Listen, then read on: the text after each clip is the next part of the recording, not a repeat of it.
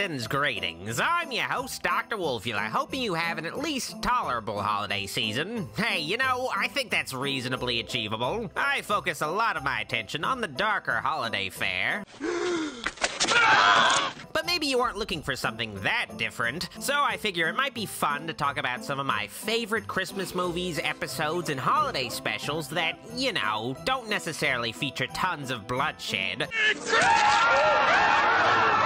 But as a list video, so I don't have to dedicate too much attention to them individually. So here's my list of favorite Christmas movies and specials. Just want to let you know that this list doesn't feature stuff that's technically Christmas movies, like Batman Returns or Die Hard. They take place on Christmas, sure, but I can watch those movies any time of the year without feeling like I've committed a mortal sin. This list features the pure seasonal stuff. You'll also probably notice that this list is missing some of the obvious holiday favorites like Nightmare Before Christmas, Charlie Brown Christmas, Grinch, Rudolph, Garfield, Flintstones, Elf, whatever. It's not that I wouldn't rank those highly, it's just that they're so ubiquitous, it doesn't quite buzz me enough to want to come up with stuff to say in a list. They kinda go without saying, really. You can share your own list of holiday faves below. No skin off my red nose. Now let's get this show on the road. Number 10, Jingle All The Way. Okay, now this is a serious guilty pleasure. Jingle All The Way is one of those Christmas flicks that's popular to bash for a lot of reasons. Oh, but baby.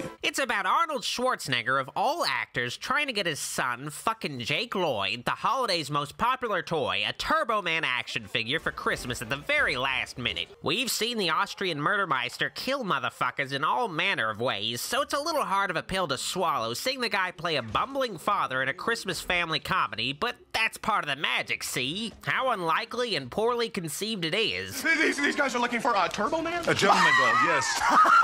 It's a great concept for a comedy, last-minute Christmas shopping for the hottest toy on the market, that you could argue it's wasted on Arnold Schwarzenegger, who possesses just the faintest acting ability. Excuse me, I may be wrong, but you are not the real Santa Claus. But it's funny to see a guy lacking in comedic talent perform jokes. Or maybe it's the accent. Put that cookie down, now! Yeah, it's probably the accent. Jingle All The Way is just a weird movie. I mean, the title of the movie doesn't have anything to do with what happens in the movie. And you could say that it delivers some serious mixed messages regarding consumerism and the commercialization of Christmas, but you know, whatever. It's fun watching Arnold fight a midget Santa Claus, and the late Phil Hartman delivered a great antagonistic performance as a fake nice dad. I got a Turbo Man for Johnny months ago. It's nestled safely under our tree. Oh, and Schwarzenegger gets his only opportunity to actually play a superhero in a movie. Too bad it isn't a real character.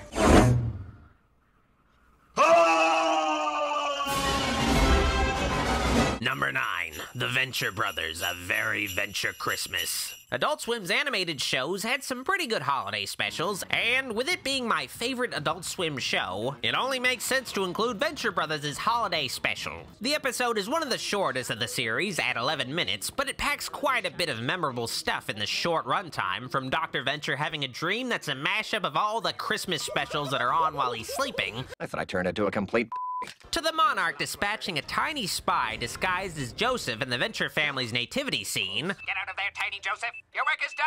Return to base. All the way down to the titles of Venture bodyguard Brock Sampson's Christmas porno tapes. Miracle on 69th Street, Jingle Balls, Frothy the Blue Man, Rudolph the Red... Okay, Hank. Yeah, the episode is classic and becomes even better when Dean Venture inadvertently summons Krampus long before his recent global popularization, who proceeds to sodomize Dr. Venture. Yeah, this episode is a keeper. Fancy pants.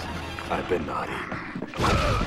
Going in my house on Christmas! Number 8, The New Batman Adventures, Holiday Nights. Now, surprisingly, Batman has a lot of Christmas content, especially the iconic animated series. One of Batman the Animated Series' first episodes was Christmas with the Joker, which was a marquee episode, but I feel like it came out when the show was still trying to find its footing. The episode has a simplistic plot and hadn't quite nailed the characterization yet. Holiday Nights, on the other hand, from the later, more streamlined sequel series, New Batman Adventures, isn't all that complex, but it features a grand mix of Batman characters during the holidays. Ho, ho, ho! Madre de Dios, Clayface! The episode follows an anthology approach composed of 3 shorts, the first featuring Bruce Wayne kidnapped by Harley Quinn and Poison Ivy in a wacky shopping caper. Look! Pianos! I've had just about enough of this. Batgirl facing off against a shoplifting Clayface at a mall on Christmas Eve, and the Joker seeking to sabotage Gotham's New Year's celebration. Your loving Uncle Joker do solemnly vow not to kill anyone for a whole year. Which means I'm going to have to work extra fast to bump off a few more of you today. It's a nice mix of action and humor that the show would be known for in its later years. The original incarnation of Batman the Animated Series is classic, but I really appreciated the more lighthearted take on the Caped Crusader in the Revival series, and Holiday Nights was a good example of it. The characterization was on point by this later series. Well, here's to survival. Hopefully we'll be doing this again next New Year's Eve. Hopefully. The episode is worth watching just to see an undercover Lieutenant Bullock and Montoya disguised as a mall Santa and an elf. You're not the real Santa Claus. Sure I am. Want to see my gun? Number 7, Joe Pera helps you find the perfect Christmas tree. This is honestly probably Adult Swim's most unlikely and best Christmas special. Joe Pera, an underground comedian who specializes in dry, wholesome comedy, had an animated holiday special years back on Adult Swim and got this live-action follow-up, which even spawned a full series. Joe Pera helps you find the perfect Christmas tree is a mellow Christmas special with some understated humor. Mason, what's our deal? You can have Red Bulls in class, but you can't throw stuff at me. The special involves the titular, soft-spoken school choir instructor Joe Pera trying to help his audience find the perfect Christmas tree for them, but the conflict comes from the fact that Pera, with all of his obscure knowledge of pine trees, can't quite find the tree that's right for him, all the while trying to prepare his students for an upcoming recital. You know, Joe, if you're still having trouble finding the perfect tree, why not get an artificial tree? I don't like fake trees. They take business away from farmers here in Michigan.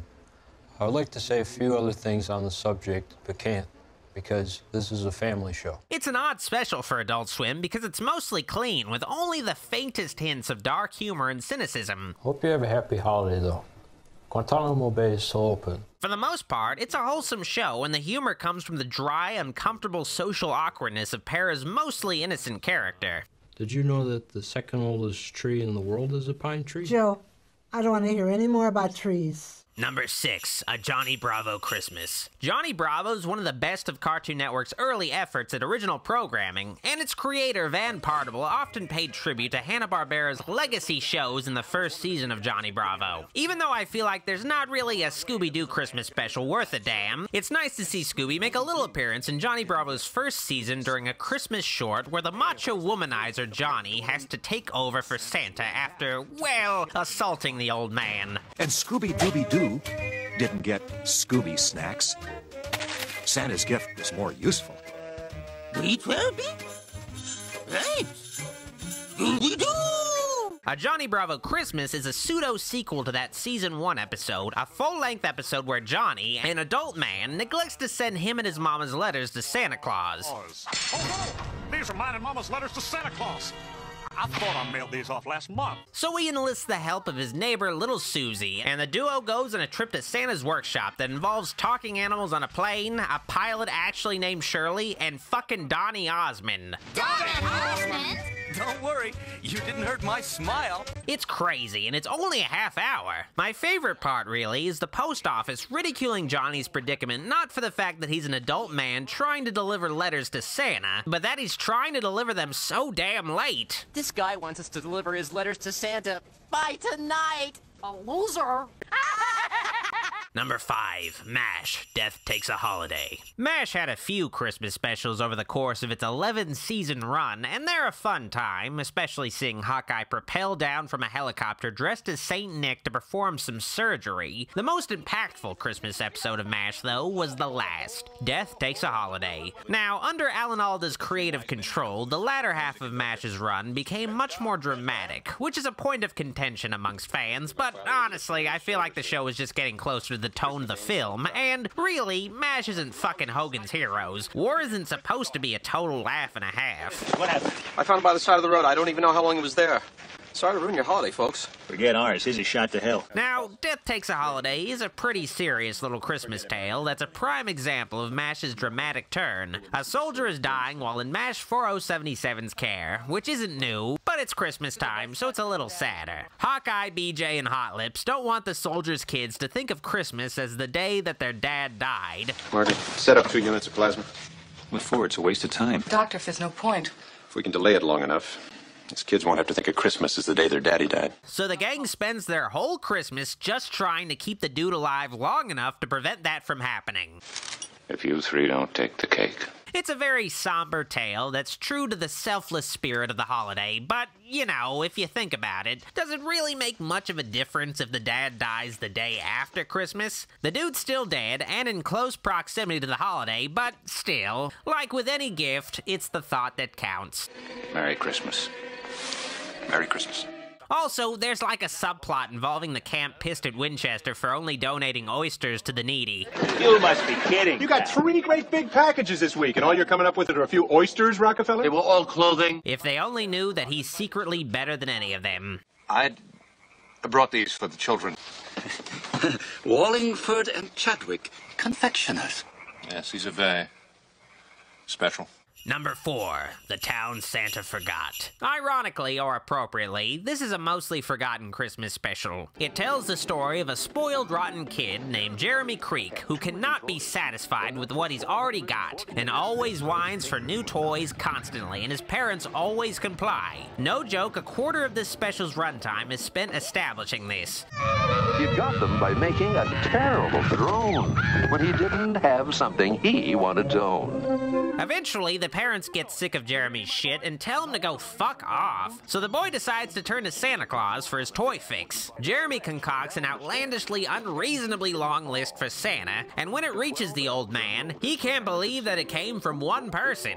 No boy or girl could need more than a store, and the list did consist of a store full and more. The elves discover, coincidentally, that there's a town that Santa has never delivered to called Jeremy Creek that's also not totally Jewish, and Santa decides to rectify this grievous error by delivering the town's worth of gifts that the actual boy Jeremy Creek asked for. Whoever you are, whoever did right, we'd like to say thank you with all of our might. Through Jeremy's selfish act, he learns the true meaning of the holidays, giving and being thankful for what you've got. Jeremy does get to be Santa's helper for a time, but apparently becomes too big to fit in the sleigh when he's older. You know, Santa could just lose some fucking weight. All in all, The Town Santa Forgot is an underappreciated Christmas special to look out for. Number 3, Christmas at Peewees Playhouse. Okay, this is like the ultimate TV holiday special, the fucking pinnacle. What all other TV specials should aspire to be. The Pee-wee Playhouse Christmas special is just magnificent in its execution. It's like a regular episode of Pee-wee's Playhouse cranked up to fucking 11 with a star-studded cast, some of which play bit parts in the episode. There's so many goddamn stars in this special, Pee-wee tells Whoopi Goldberg that he can't fit her in anywhere, and is forced to schedule her for the Christmas special 2 years later. Next year's special is already booked too.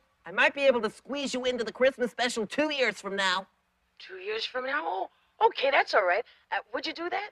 I'm not promising you anything now, Whoopi. Spoilers, there was no Christmas special 2 years later. Don't jerk it in porno theaters, kids. The special is just a delight to watch, endlessly visually inventive, and it really does have everything. It's an honest-to-goodness late 80s time capsule. Every motherfucker wanted to be on this special. Now get back to work! The musical performances aren't half bad either, featuring memorable acts by the Del Rubio triplets, Grace Jones, and Katie Lang. Christmas at Pee-wee's Playhouse is just one hell of a time and should never be missed during the holidays.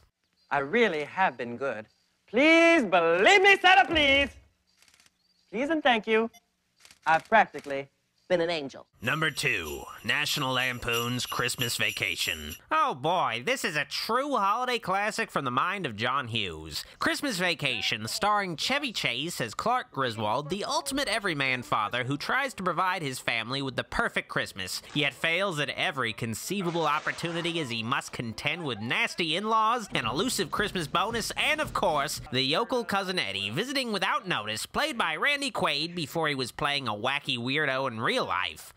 What are you looking at?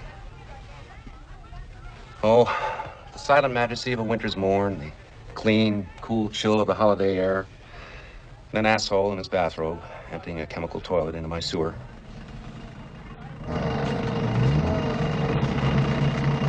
Shitter was full! Ah, yeah. You checked our shitters, honey? Clark. This flick is just fucking funny. There's a gag at every turn, dozens of memorable lines, and I'm always discovering new little details that really add to the humor, and it only gets better once Eddie arrives. The film has a very loose plot that almost feels like a series of holiday skits that lead to an eventual conclusion tying everything together, but it's endlessly entertaining, and I think it's Chevy Chase's best performance. It's fucking satisfying seeing the guy get pissed off. Hallelujah! Holy shit!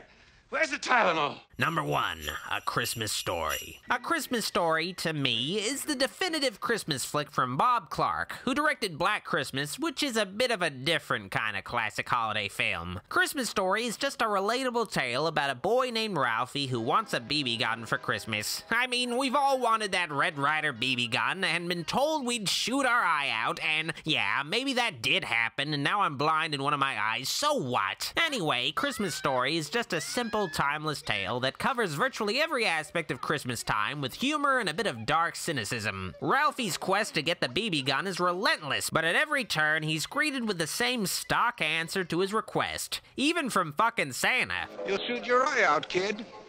Gene Shepard, the author of the original story the film was based on, narrates the flick as an adult Ralphie, and the loose plot leaves room for a lot of vivid fantasy sequences. You'll shoot your eye out! You'll shoot your eye out! The ending of the movie really sneaks up on you, a bit like the holidays itself, and the film really is just composed of little mini stories tied together by the one goal, the BB gun, but all of these scenes are memorable, and it's a warm, nostalgic experience seeing that leg lamp light up every time. The snap of a few sparks, a quick whiff of ozone, and the lamp blazed forth in unparalleled glory. Oh, look at that! Will you look at that? Isn't that glorious? It's indescribably beautiful. I mean, there's a reason why Christmas Story plays 24 hours on Christmas. People love this fucking movie, myself included. That Christmas would live in our memories as the Christmas when we were introduced to Chinese turkey. All was right with the world. So that's my list of favorite holiday flicks and specials. It's nothing too official or definitive, just some holiday gems I always enjoy that make me feel all warm and fuzzy inside. If you have your own list of notable holiday shows and movies you'd like to share, feel free in the comments below. Also, let me know if you'd like to see more vids like this in the future. Like the video if you liked it, and make sure to subscribe for more. I'll get back to the horror now. See you again soon.